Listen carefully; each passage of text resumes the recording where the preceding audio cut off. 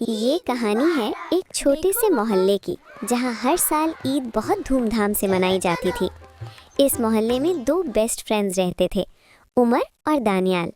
دونوں بہت کیوریس اور تھوڑے شرارتی بھی تھے۔ انہیں نئے نئے راز ڈھونڈنا اور ایڈونچر کرنا بہت پسند تھا۔ رمضان ختم ہونے والا تھا اور سب لوگ عید کی تیاری میں بزی تھے۔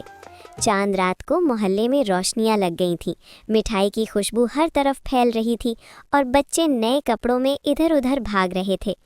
اگلی صبح جب عید ہوئی تو محلے میں ایک عجیب بات ہوئی۔ ہر گھر کے دروازے کے پاس ایک چھوٹا سا مٹھائی کا ڈبہ رکھا ہوا تھا۔ لوگ حیران ہو گئے۔ یہ کس نے رکھا ہوگا؟ کس نے سب گھروں میں مٹھائی رکھی ہے؟ لیکن کسی کو پتہ نہیں تھا۔ عمر اور دانیال کو یہ بات بہت انٹرسٹنگ لگی۔ عمر نے کہا، یہ ضرور کوئی راز ہے، چلو پتہ لگاتے ہیں۔ اس رات دونوں دوستوں نے فیصلہ کیا کہ وہ رات کو جاگ کر دیکھیں گے کہ مٹھائی کون رکھتا ہے۔ رات دھیرے دھیرے گہری ہوتی گئی، محلہ خاموش ہو گیا۔ عمر اور دانیال چپ چاپ ایک کونے میں چھپ کر بیٹھ گئے۔ کچھ دیر بعد انہوں نے دھیمی سی آہٹ سنی۔ ایک بزرگ آدمی ہاتھ میں چھوٹا سا تھیلا لیے دھیرے دھیرے چل رہے تھے۔ وہ ہر گھر کے دروازے پر جا کر مٹھائی کا چھوٹا ڈبہ رکھ دیتے۔ عمر اور دانیال نے دھیان سے دیکھا، وہ محلے کے بابا کریم تھے۔ بابا کریم ایک بہت غریب بزرگ تھے جو چھوٹی سی چائے کی دکان چلاتے تھے۔ دونوں دوست حیران رہ گئے۔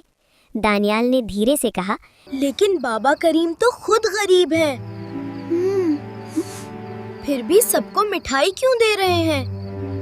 اگلے دن عمر اور دانیال بابا کریم کی دکان پر گئے۔ عمر نے پوچھا، بابا جی، کیا کل رات مٹھائی آپ رکھ رہے تھے؟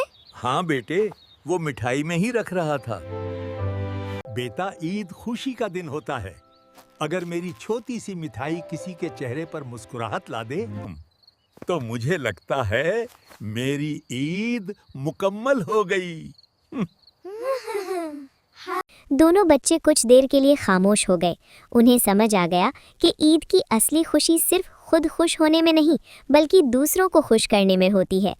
اس دن عمر اور دانیال نے بھی فیصلہ کیا کہ اگلے سال وہ بھی لوگوں میں خوشیاں بانٹیں گے، اور اس دن سے محلے میں ایک نئی روایت شروع ہو گئی۔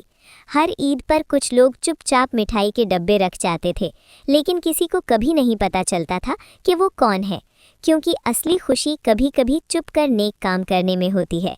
پیارے بچوں، عید صرف مٹھائی اور نئے کپڑوں کا نام نہیں ہے۔